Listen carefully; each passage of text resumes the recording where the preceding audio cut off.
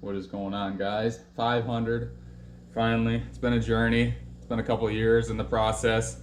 Really thought when I started this channel it would kind of take off a little bit. I started watching like John B, Alex Perrick, and a couple other fishing YouTubers, Aaron Weave from Uncut Angling, and these dudes had, like, at the time, close to 1 million. I think John had, and then AP had like 750, and Aaron from Uncut Angling had like 150,000 or something like that. And I was like, dang, these dudes, like, they got huge numbers. I should do that. You know, it's gonna go quick. You don't realize it's a process and it takes a long time. And these dudes started way before me, before YouTube was just saturated with fishing people and fitness people. Both of my kind of passion niches are just oversaturated as hell on YouTube. But I got to 500. It's a little bit of a milestone. Pretty happy about it. I've been kind of lazy lately. I've been trying. I'm getting out fishing, recording, doing stuff. The fishing just has not been very good lately. I've even been waking up at 6 a.m. to go fishing, and that sucks for me because I bartend until 1 a.m. a couple nights a week at least. So that sucks. Throws off my sleep schedule a little bit, but trying to do it just to get out there at that prime time, and it has not been that good. Of course, now today, I gotta work out, I gotta work tonight. I haven't had time to fish today, and it's super nice overcast skies. The last couple days I woke up early to go fishing, it's just blue skies. So that sucks. But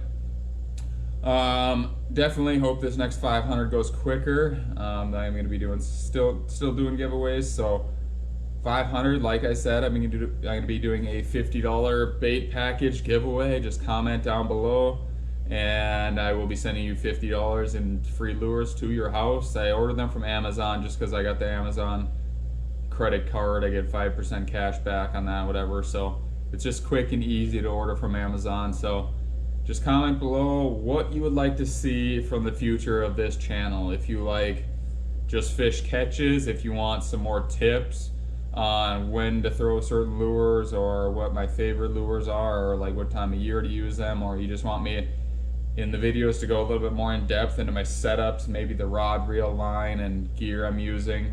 If you just want to see some cool fish catches, if you want to see some more like destination stuff, I haven't really traveled that much this summer. I am planning on going to a lake my parents had a cabin on. They just sold it earlier this year. It's very sad, but I'm planning on going up there. So that's like around Aiken, Minnesota.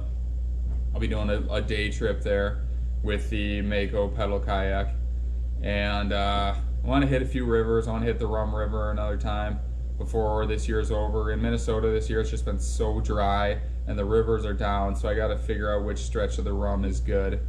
But that's hopefully in the works too, and then probably Mississippi, and then just my usual lakes around my house. I'm getting excited. Fall's coming. That's when the bass just start putting the feed bags on, and then of course the incidental nice pike or walleye catch or anything like that too. Super excited about that. I would like to go muskie fishing at least once this fall, see if I can get a muskie. I used to go muskie fishing in Canada, and now that I can't anymore, the border's closed right now, I believe, or it's only open for vaccinated people, and my family just kind of backed off the Canada trips a couple of years ago. My brother, not to throw him under the bus, but my brother actually got a DWI, so he wasn't allowed in, so we just kind of scrapped that. But you definitely spoiled fishing in Canada for muskies, so Minnesota fishing isn't quite the same. So a couple other quick things about the recent happenings for me.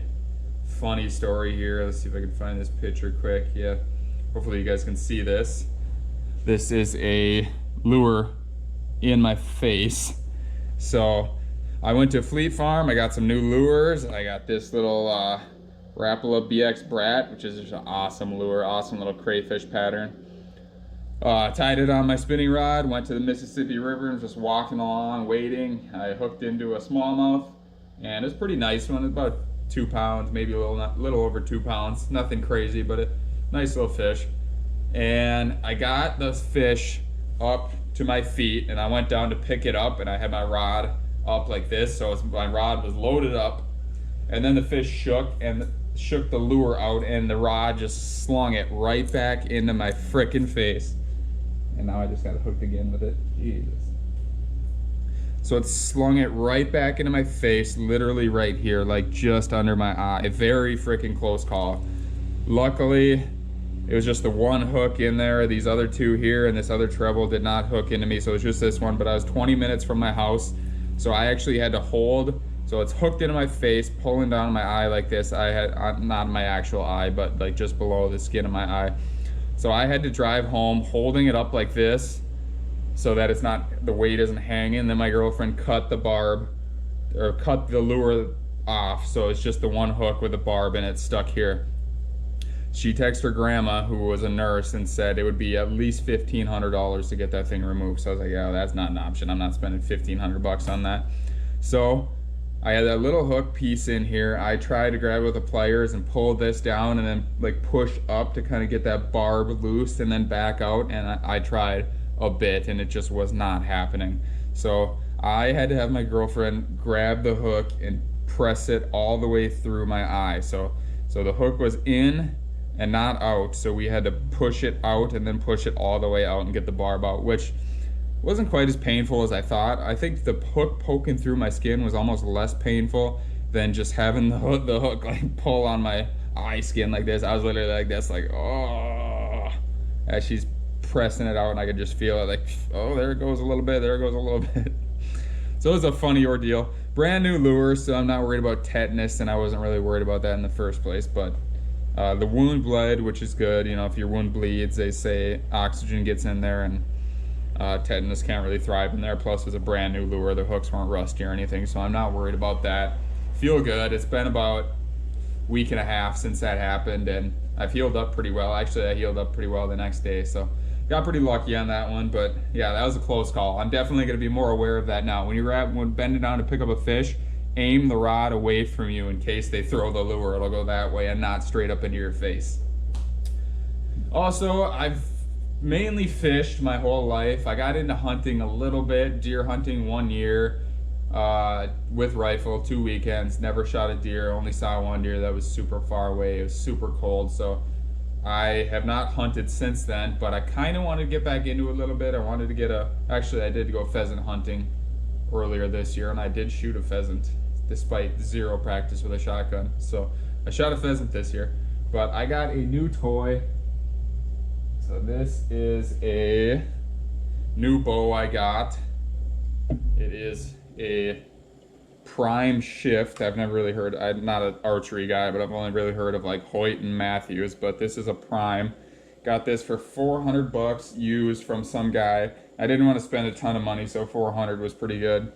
I got 3 arrows for it at Runnings, and these are just like practice tips. They're not like broadheads for shooting deer, but yeah, I got this. I got to get it adjusted a little bit. So the strength, the pullback apparently not quite long enough for me. I got to get it extended by a couple inches. But I'm pretty excited for it. I'm pretty excited to just shoot it. The guy I bought it from, cool guy. He's one of my buddies, coworkers, and friends, and he let me shoot it a couple times, and this thing has power. It's set to 70 pounds pullback, so I mean, this thing shoots pretty beastly. I was doing all right, you know. I hit pretty close to a bullseye from about 15 yards away after a couple practice shots, so hopefully I can pick it up good. And shooting bow is just kind of a fun thing to do, just a fun little hobby. I gotta get a target, I gotta get a case, I gotta get the draw measured, so yeah, I gotta get the draw length increased a little bit. So spent a little bit of money on it, but oh well. $400. All said and done, I'll probably have 700. So hopefully I can at least get some meat from it. Shoot a deer, maybe a turkey. I really want to shoot a turkey, but everyone I know who shoots deer with a bow says that shooting turkey is another animal and it's tough. But I'd like to try it out. So battery's almost dead on here, guys. Comment below what you want to see from the future of this channel, and I'll try to satisfy them. Remember, $50 bait package sent directly to your home.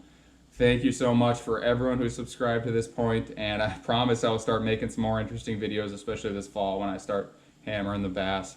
And if you guys suggest to your friends, the biggest compliment you can do for me is to recommend these videos to your friends, ask that they subscribe or show them or whatever. Helps out a ton. And here's to another 500 and some more giveaways. Remember, I'm doing $25 giveaways every 100 subs up to 1,000. Then 1,000, I'll probably do a $100 giveaway. So pretty sweet deal for you guys just for watching and learning something about fishing. You can win some free lures. And I hope all you guys that have got free lures from me so far, I hope you've enjoyed the hell out of them. I hope you got some nice fish on them. So that's it for today, guys. Stay tuned for some more videos coming hopefully very soon. And I love you guys. Take care.